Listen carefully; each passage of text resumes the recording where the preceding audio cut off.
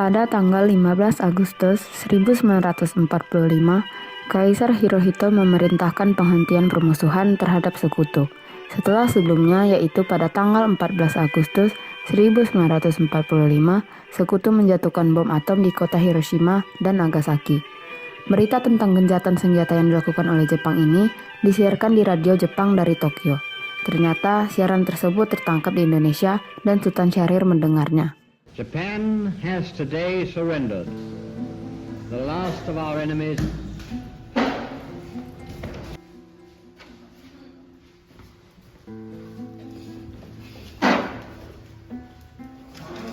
Apakah kalian sudah mendengar berita kekalahan Jepang? Belum, Bung. Benarkah itu? Apa yang terjadi dengan Jepang? Sedengarku, sekutu telah menjatuhkan bom di kota Nagasaki dan Hiroshima. Kalau begitu, kita harus segera memproklamasikan kemerdekaan. Benar itu. Jepang sudah tidak ada wewenang lagi di negeri kita. Kita harus memanfaatkan ini. Setelah mendengar berita kekalahan Jepang, Khairul Saleh segera merencanakan pertemuan dengan anggota golongan muda lainnya untuk membicarakan masalah proklamasi kemerdekaan. Pertemuan ini dilangsungkan di Jalan Pegangsaan Timur nomor 17, Jakarta, pukul 20.00 WIB. Teman-teman sekalian, sudahkah kalian mendengar berita tentang kekalahan Jepang? Belum, kawan. Dari mana engkau tahu tentang itu? Barusan saya dan Sukarni berkumpul dengan Syahrir dan ia mendengar radio Jepang tentang gencatan senjata itu. Berarti negeri kita sekarang dalam kondisi vacuum of power. Benar demikian. Saya mengumpulkan kalian sini untuk membicarakan hal ini. Kita harus memanfaatkan situasi ini untuk segera memproklamasikan kemerdekaan. Tepat sekali. Kalau begitu kita harus membagi tugas. Wikana dan Khairul, kalian harus pergi ke kediaman Soekarno untuk menyampaikan kabar ini. Saya dan Bung Darwis akan memerintahkan anggota pemuda lainnya untuk merebut kekuasaan dari Jepang. Kediaman Soekarno, Jalan Pegangsaan Timur, nomor 56, Jakarta, pukul 22 WIB, terjadi perdebatan serius antara golongan pemuda dengan Soekarno. Kita harus memproklamasikan kemerdekaan ini sekarang, Bung. Ini batang leherku, seretlah aku ke pojok itu sekarang dan potong leherku malam ini juga. Kamu tidak perlu menunggu hingga esok hari. Tapi ini saat yang tepat, Bung. Jepang sudah kalah oleh sekutu dan tidak akan lagi kuasa di negeri ini. Mengapa harus menunggu? Rakyat sudah banyak menderita akibat penjajahan ini. Jepang adalah masa yang paling silam. Belum lagi kita harus menghadapi Belanda yang hendak kembali berkuasa di negeri ini. Jika saudara tidak setuju dengan apa yang saya katakan dan merasa diri saudara telah sanggup menopang kekuatan sendiri, mengapa datang pada Soekarno dan memintanya untuk memproklamasikan kemerdekaan? Apakah kita harus menunggu janji manis dari Jepang untuk kemerdekaan bangsa ini? Kita bisa, Bung. Kita harus bangkit dan memproklamasikan kemerdekaan sendiri. Mengapa harus menunggu janji manis Jepang itu? Jepang sendiri bahkan telah kalah dalam perang sucinya. Kekuatan segelintir ini tak akan mampu mengalahkan Jepang. Coba kau perlihatkan padaku mana bukti kekuatan yang sudah kau perhitungkan itu. Apa tindakanmu untuk menyelamatkan wanita dan anak-anak jika ada pertumpahan darah? Bagaimana cara kita nanti untuk mempertahankan kemerdekaan? Coba bayangkan, bagaimana kita akan tegak di kekuatan kita sendiri. Tapi semakin cepat kita memproklamasikan kemerdekaan ini, akan semakin cepat pula kita mengakhiri penderitaan rakyat yang sudah ditanggung selama ini. Inilah yang sudah ditunggu-tunggu bangsa kita, Bung. Baiklah, tapi berikan kami waktu untuk berunding sebentar. Kemudian, para anggota golongan tua yang berada di kediaman Soekarno langsung membicarakan permasalahan tersebut. Bagaimana ini? Para pemuda menuntut untuk memproklamasikan kemerdekaan. Tapi kita tidak boleh gegabah, Bung. Kita harus mempersiapkan semuanya dengan matang. Bagaimana kalau nanti terjadi yang hal tidak kita inginkan? Saya setuju. Menurut saya, yang terpenting saat ini adalah menghadapi sekutu yang kembali berniat berkuasa di negeri ini. Selain itu, masalah kemerdekaan harus kita bahas di sidang PPKI pada 18 Agustus mendatang. Lalu, bagaimana dengan golongan muda yang lain? Apa kita abaikan saja? Ya, lagi pula mereka masih muda.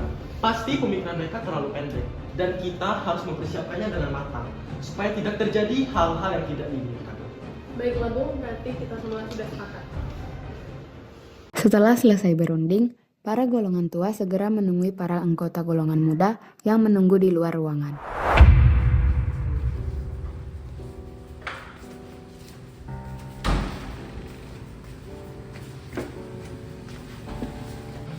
Setelah kami berunding tadi, kami memutuskan untuk tidak tergesa-gesa dalam mengenai proklamasi kemerdekaan ini.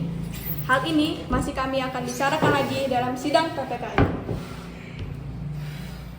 Dengan berat hati mendengar keputusan tersebut, para pemuda pun meninggalkan kediaman Soekarno. Tetapi mereka tidak putus asa. Mereka pun menyusun strategi bagaimana membujuk Soekarno dan Muhammad Hatta untuk memproklamasikan kemerdekaan sesegera mungkin. Akhirnya, mereka memutuskan untuk mengasingkan kedua tokoh itu ke Rengas Dengklok agar terhindar dari desakan pemuda dan pengaruh Jepang di Jakarta.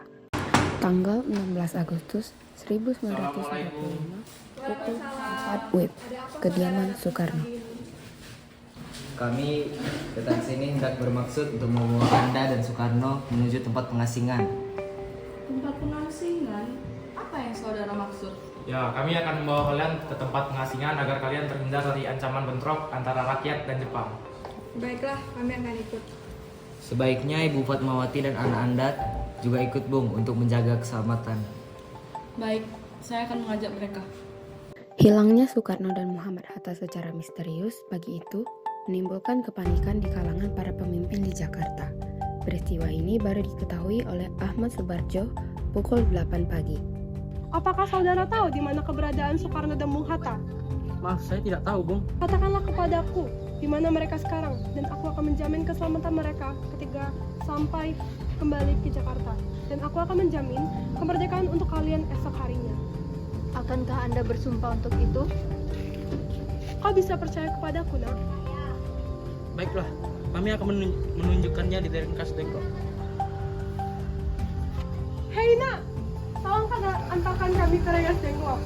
Maksudnya saya? Baiklah, silakan naik.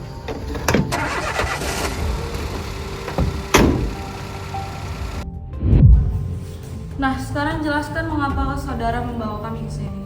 Maafkan kelancaran kami, Bung. Ini demi keselamatan Anda. Kami ingin membicarakan masalah proklamasi kembali.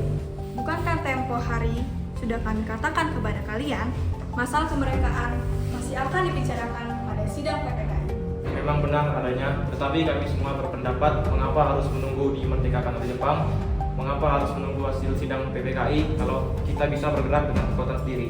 PPKI itu merupakan bentukan dari Jepang, dan kami tidak ingin ada campur tangan Jepang dalam proses kemerdekaan kami. Pendapat itu benar, tapi ini terlalu dini untuk kita melakukan proklamasi. Kita juga masih butuh bantuan Jepang untuk merdeka. Tapi bagaimana jika perkataan Jepang tentang kemerdekaan itu hanyalah janji manis? Apa yang akan Anda lakukan? Apakah akan selamanya menunggu janji itu, Bung?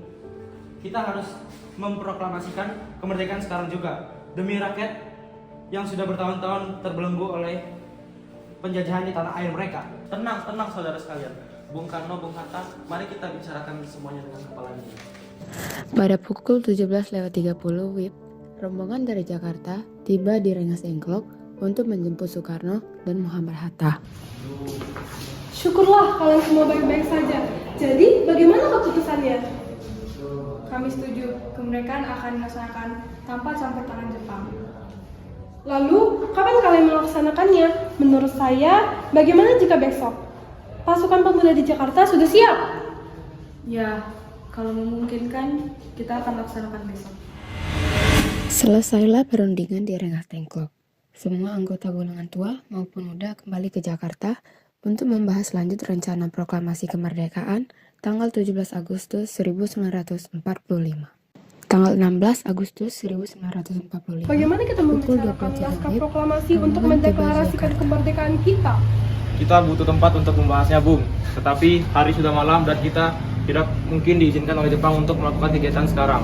Apalagi jika mereka tahu bahwa kita akan membicarakan tentang rencana proklamasi. Saya punya ide.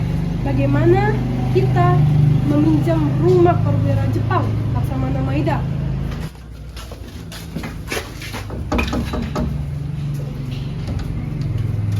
Selamat malam, Bung. Ada apa? Maaf kami mengganggu Anda malam-malam begini. Kami perlu tempat untuk membicarakan rencana kemerdekaan yang akan dilangsungkan besok hari. Benarkah itu?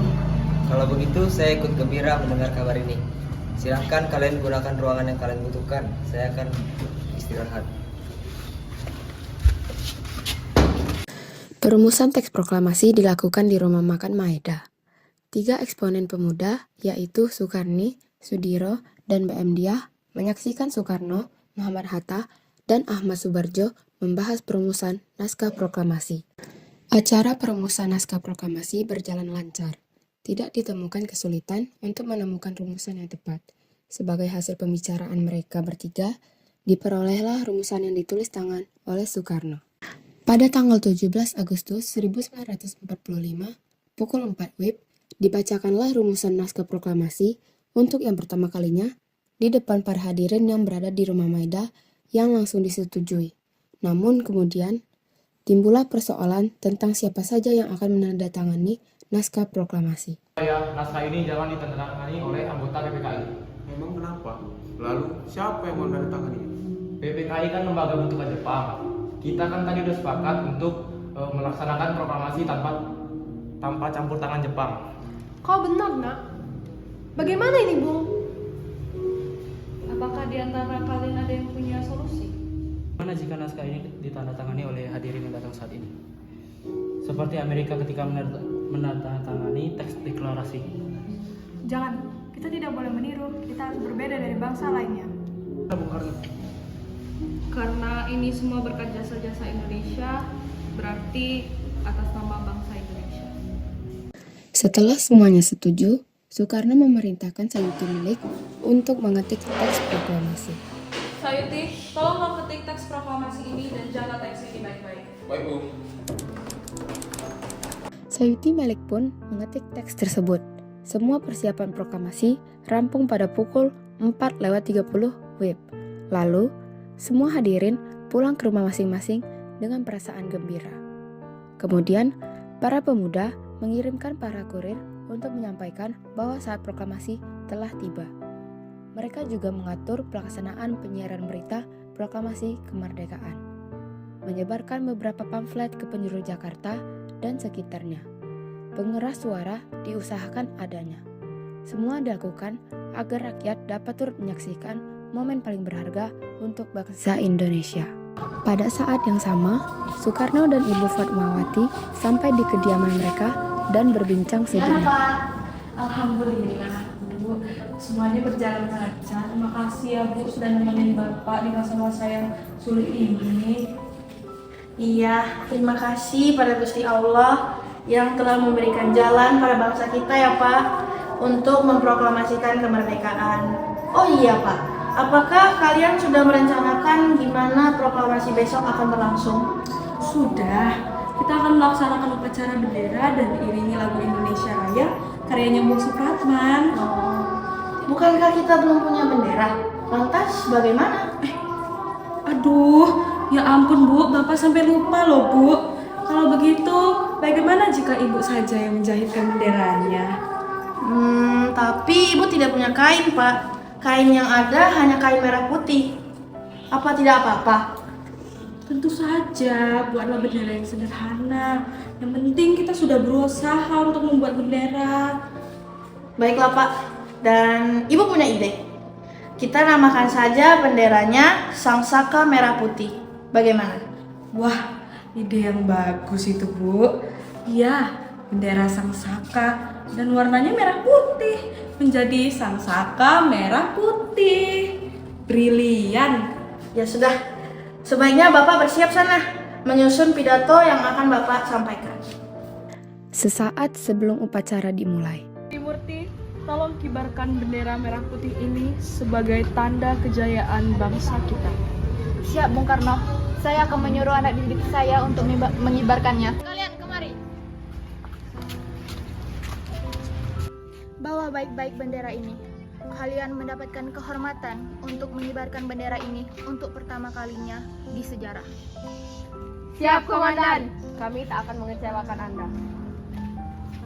tiba saatnya upacara proklamasi kemerdekaan Indonesia. Tokoh-tokoh pejuang Indonesia telah hadir di lokasi, di antaranya yaitu A.A. Maramis, Hos Cokro Aminoto, Oto Iskandar Dinata, Ki Hajar Dewantara, M. Tabrani, dan lainnya. Suasana menjadi sangat hening. Soekarno dan Hatta dipersilahkan maju beberapa langkah dari tempatnya semula. Soekarno mendekati mikrofon. Dengan suaranya yang lantang dan mantap, Soekarno pun membacakan pidato pendahuluan sebelum beliau membacakan teks proklamasi. Proklamasi. Kami, bangsa Indonesia, dengan ini menyatakan kemerdekaan Indonesia.